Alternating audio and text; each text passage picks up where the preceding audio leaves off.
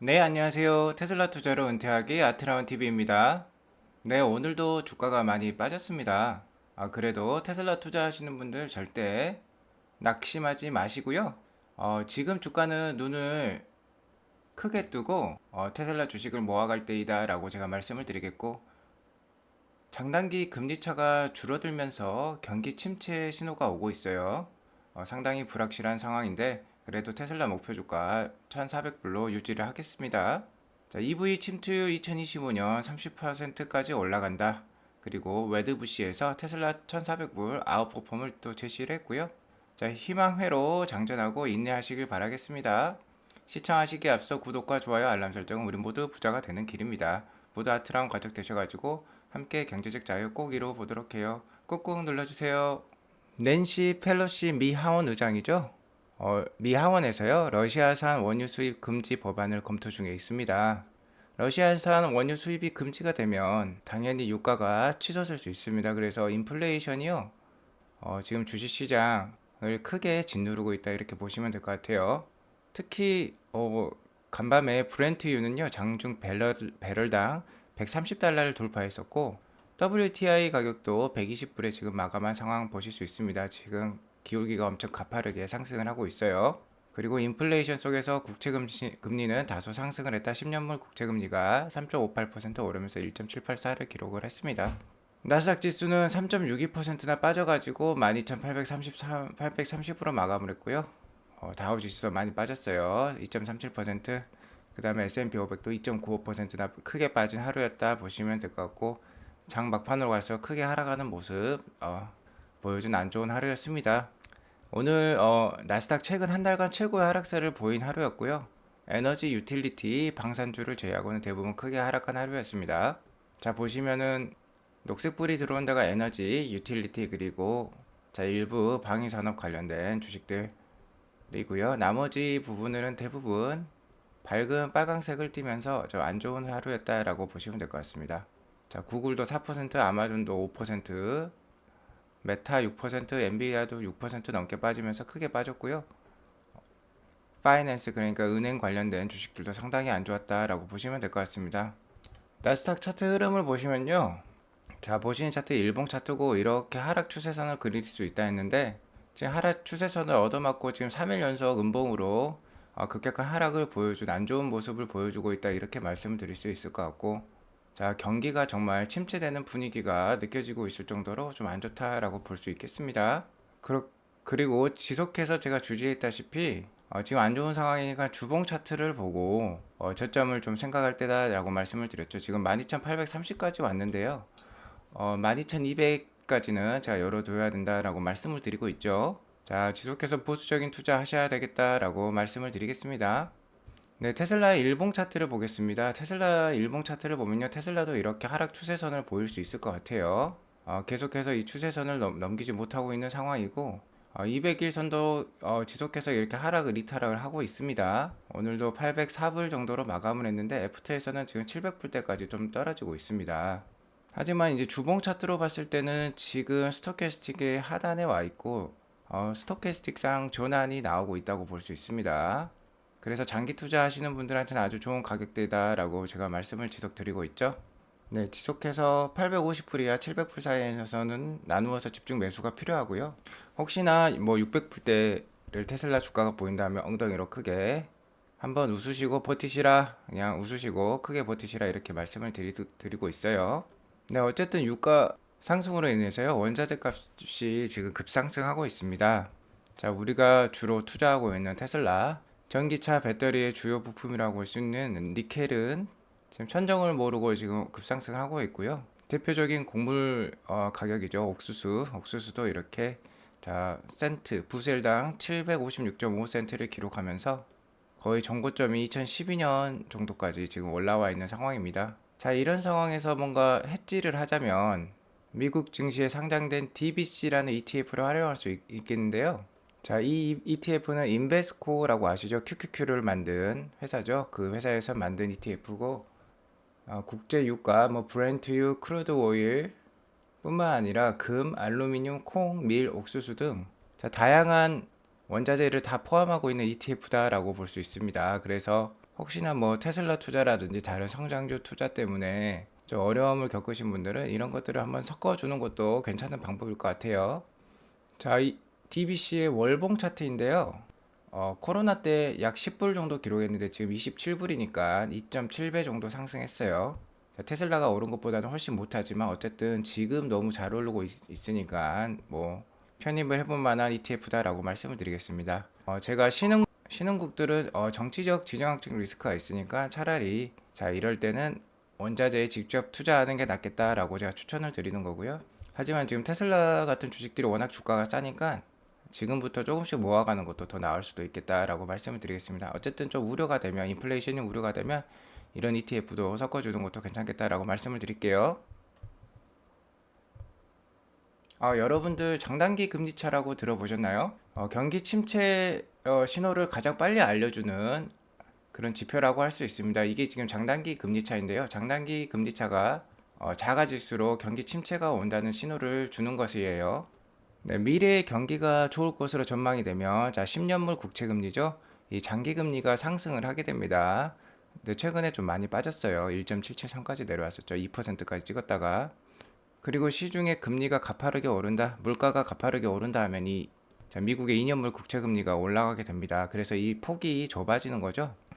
당연히 장기금리가 단기금리보다 높아야 됩니다. 장기 만기를 갖고 있는 투자를 하려면 당연히 금리가 높아야지 돈이 오랫동안 묶여 있는 거죠. 10년이 묶여 있는 거고 2년이 묶여 있는 거라 치면은 당연히 10년이 묶여 있는데 돈을 더 많이 그러니까 금리를 더 많이 줘야 될 것입니다. 근데 이 금리 차이가 좁아졌다는 것은 자 경기 침체 신호라고 할 수 있어요.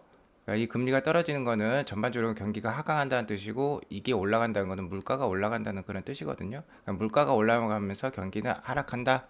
그러니까 안 좋은 상황인 거죠. 경기가 침체된 상황이 바로 이 금리 차이가 줄어드는 것을 뜻합니다.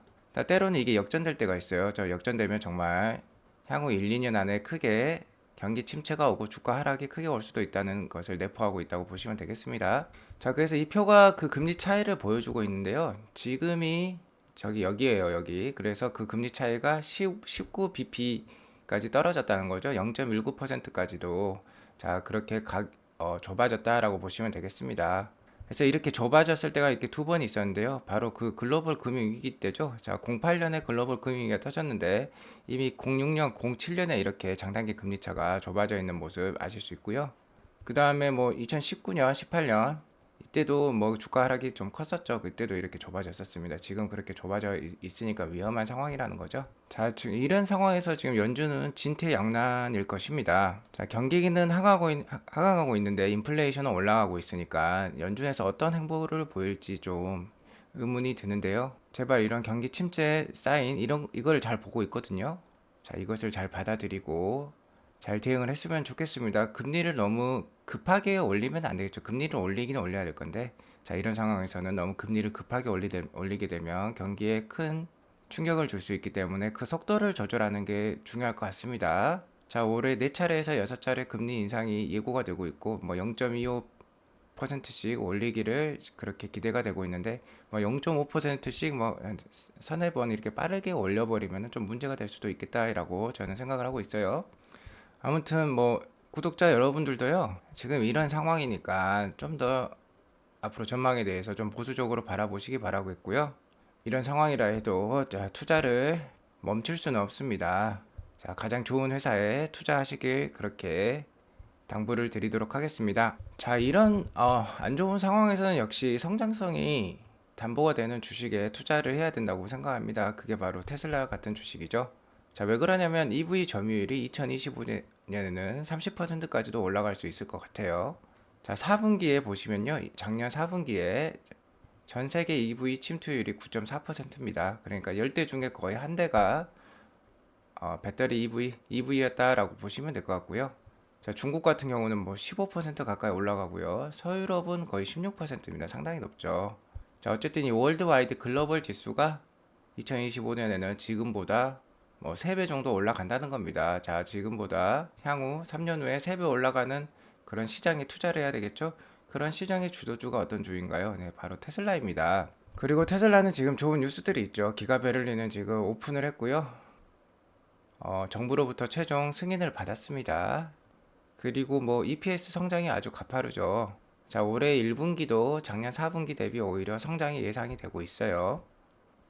하지만 최근 주가는 나스닥이랑 같이 함께 움직이고 있다는 거죠. 그러니까 테슬라 주식이 많이 싸졌다라고 보시면 될 것 같고, 오히려 지금의 고유가가 전기차 보급을 앞당길 것이다 라고 보고 있습니다. 그래서 4분기는 9.4%지만 2022년에는 자 10.5%로 올라갈 예정이고요. 2025년에는 30%까지 크게 증가할 것이라는데 논쟁의 여지가 없습니다. 자, 이런 큰 청사지를 믿고 지금의 주가는 아주 싼 거니까 자, 신압으로 모아가시라 이렇게 말씀을 드리겠습니다. 네, 테슬라의 대표적인 애널리스트죠. 웨드부시의 댄 아이브스가 다시 한번 테슬라 1,400불 목표가를 제시하면서 시장 대비 아웃퍼폼할 거다라고 제시를 했습니다. 이것도 알아볼게요. 네, 웨드부시의 댄 아이브스의 레포트를 다 읽어봤는데요. 자, 기가 베를린과 기가 오스틴이 오픈하는 게 키다라고 얘기를 했습니다. 왜 그러냐면 테슬라의 가장 큰 문제는 역시 공급 부족이라는 거죠. 수요는 넘쳐나고 있는데 그만큼 공급을 빨리 못 해주고 있다라고 파악을 한 거예요. 특히 이제 기가 베를린이 승인이 늦어지면서 상당히 불확실성을 키워왔습니다. 원래 기가 베를린은 작년 여름에 오픈을 했어야 되는 공장입니다. 하지만 뭐 독일 정부 그러니까 브란덴부르크 주 정부와 그다음에 각종 이제 환경 단체들의 반대에 의해서 제때 지금 오픈을 하지 못했지만 자 저번 주 금요일에 최종 승인을 받았습니다. 자, 아마 생산 정말 스타트까지 한 2주 정도 그러니까 이번 달 안으로 생산 스타트가 될 예정이에요. 기가 베를린은. 자, 그래서 웨드부시의 댄 아이브스는 얘기하고 있어요. 향후 12에서 18개월간 그래서 1년에서 1년 반이죠. 모델 Y 위주의 50만 대 생산이 기가 베를린에서 예상이 된다는 거죠. 자, 그렇게 되면 기가 베를린 승인을 통해서 글로벌 생산 바틀렉 그러니까 병목 현상, 수요 대비 공급이 부족했던 현상을 기가 베를린이 어느 정도 해결해 준다는 것이고요. 자, 기가 오스틴, 기가 상하이, 그리고 프리모트 공장과 함께 올해 말에는 연간 200만 대 생산 캐파에 다다를 것이다. 이게 중요한 거죠.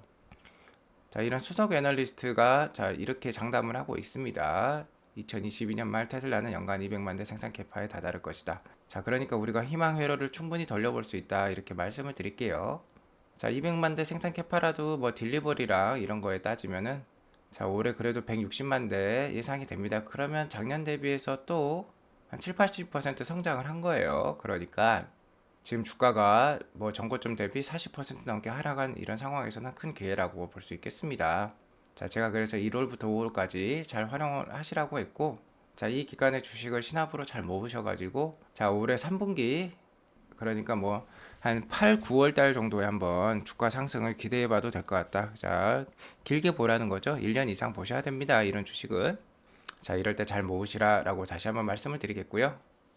네, 제가 팔로잉하고 있는 한 트위터 분의 얘기에 따르면은 자, 이렇게 희망 회로를 돌려볼 필요도 있다는 거예요. 지금 되게 불확실하고 불안정한 상황이지만 항상 미래의 희망을 가지고 계속해서 나아가시면 좋을 것 같습니다. 무덤덤하고 자, 편안한 마인드로 미래를 기대를 하시라는 거예요. 자, 첫 번째부터 읽어볼게요. 공장 2개 오픈. 자, 2분기를 지나면서 예상보다 높은 생산량과 EPS로 인한 긍정적 분위기가 조성될 것이다. 자, 이러니까 2분기를 지나면 어느 정도 베를린이랑 오스틴에서 물량이 나오면서 2분기 실적이 발표되는 게 바로 7월 말일 겁니다. 그러면 7월 말이면은 한 3분기부터 뭔가 긍정적인 분위기가 충분히 나올 수 있다는 거예요. 그리고 뭐 시내에서도 오토파일럿 수준의 안정적인 자율주행을 보여주며 북미 릴리즈. 자, 이거는 FSD 베타를 뜻하겠죠. FSD가 좀 더 자율주행을 안정적으로 보여줄 것이다 라는 희망을 가지고 있는 거죠. 자, 이거는 좀 큰 희망인 것 같은데 그래도 우리가 희망으로 충분히 돌려볼 수 있습니다. 지금은 채택률이 뭐 20%도 안 될 거예요. 북미에서. 자, 테슬라를 10대를 사면 미국에서 자, 그중에 2대만 지금 FSD를 채택을 하고 있다는 건데 자, FSD 가격이 비싸서 그렇죠. 뭐 채택을 하게 되면 자, 1만 불 우리나라 돈으로 거의 1,000만 원 수준입니다. FSD 가격이. 그러니까 비싸서 채택을 많이 안 했는데 자, 이렇게 FSD가 성능이 좋아진다는 것을 보여주면 자, 연말에 그리고 일론 머스크가 레벨 4 자율주행도 완성한다고 했죠. 그렇게 되면은 자, 북미에서 70% 육박하면은 돈이 엄청나게 또 올라가겠죠.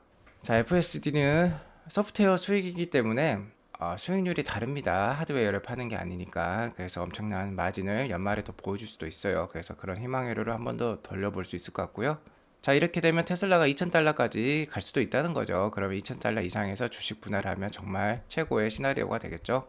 한번 이런 희망회로도 굴려볼 수 있다는 겁니다. 지금의 상황에 대해서 너무 비관적으로만 생각하지 마시고 계속해서 긍정적으로 바라보시기 바랍니다. 그래서 저는 어제 테슬라 장투일기를 또 한번 제 블로그에 업데이트를 했고요. 저는 뭐 828불에 두 주를 추매를 했고요. 801불과 784불에 이렇게 또 걸어 놓았습니다. 아마 지금 이제 801불에 세 주 정도는 오늘 뭐 거래가 될 것 같아요. 지금 제가 확인을 안 해봤는데 또 거래가 됐을 것 같습니다. 자, 이렇게 무던하고 신압으로 모아가시라 말씀을 드릴게요. 네, 테슬라의 파티는 아직 끝나지 않았습니다. 모두들 화이팅 하시기 바랍니다. 오늘 이걸로 방송을 마치고요. 나가시기 전에 구독과 좋아요, 알람 설정 꼭꼭 눌러주시기 바랍니다. 지금까지 시청해주셔서 감사합니다.